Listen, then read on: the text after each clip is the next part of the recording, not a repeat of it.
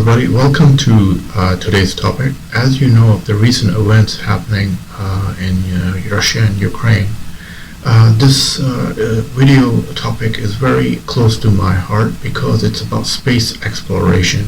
And as you know, the space exploration nosedived when Space Shuttle Challenger exploded back in 1990s. And since then, the space exploration has continued, but it's at a very slow, incremental pace. And therefore, this story is relevant to that story.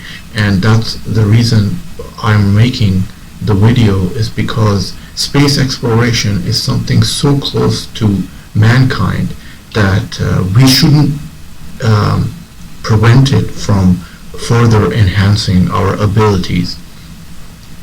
And with the recent events happening with Russia versus Ukraine, and now America and NATO are going to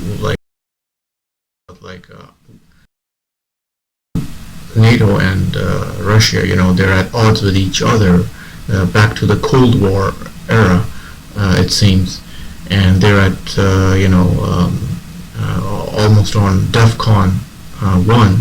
So the fate of the U.S. astronaut remains uncertain after the head of the Russia Space Agency threatened to abandon him on the ISS, which is the International Space Station.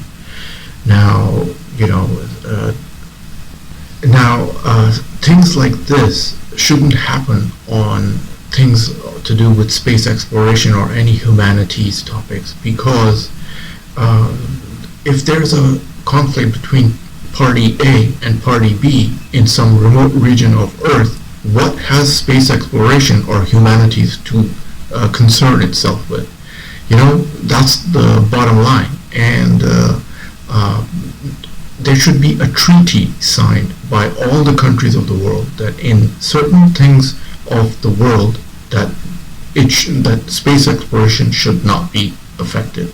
And now, because of America going at odds with Russia, because they're arch old rivals, this issue is going to pop up.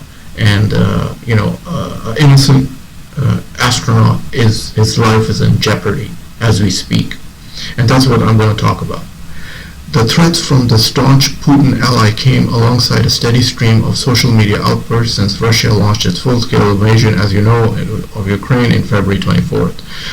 Rogozin's Telegram and Twitter pages and rife and disinformation and state propaganda began, and threatened to send the ISS crashing into US, Europe, India, and China. After posting a video of workers removing US and Japanese flags from a Russian rocket, Rogozin even sparked an online spat with former US colleague astronaut Scott Kelly, who replied, "Without those flags and the foreign exchange they bring in, your space program won't worth a damn." So, it's because of the funding. The US has relied heavily on Russia to access the ISS. So, United States really depends on the ISS, and it's Russian origin, because they don't, it's a joint effort to send a space station in space. Not every country can manage to do these kind of things on their own. Since 2020, NASA has also hired private companies like SpaceX to carry astronauts to ISS, which orbits Earth at an average distance of 420 kilometers. Oh my God. The first pieces of ISS were launched in 1988, and 2000 an American and 2 Russians became the first residents. Although divided into US sections and Russian sections, the ISS was long seen as a symbol of scientific partnership between the two superpower nations. Last year, basically this ISS is divided into sections in space. So there is the American section, there is the Russian section, and I bet there is a third section, a European section as well, because as far as I can remember, last year, and they are all built on modules. So they make a module and they blast it on a rocket up in space, and then the module goes and connects to the ISS.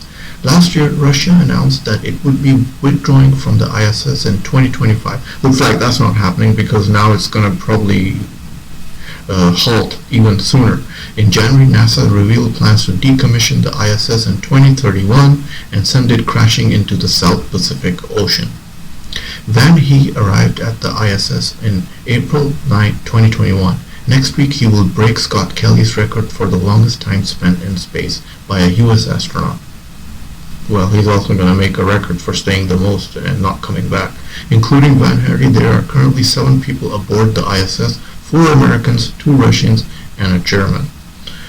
NASA has not responded to Rogozin's remark and has said that it expects Van He to return to Earth aboard the Russian spacecraft as planned. And related stories, head of the Russian Space Agency appears to threaten to drop the ISS on India or China. Rogozin was responding to comments from US President Joe Biden, who on February 24th said sanctions against Russia will degrade their aerospace industry, including their space program, which is known as Roscosmos.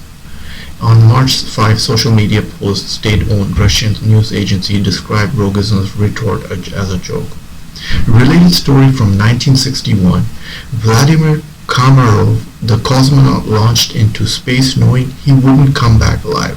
So I'm just mentioning this story because this guy, astronaut, also went to space in 1961 knowing that he wouldn't come back alive.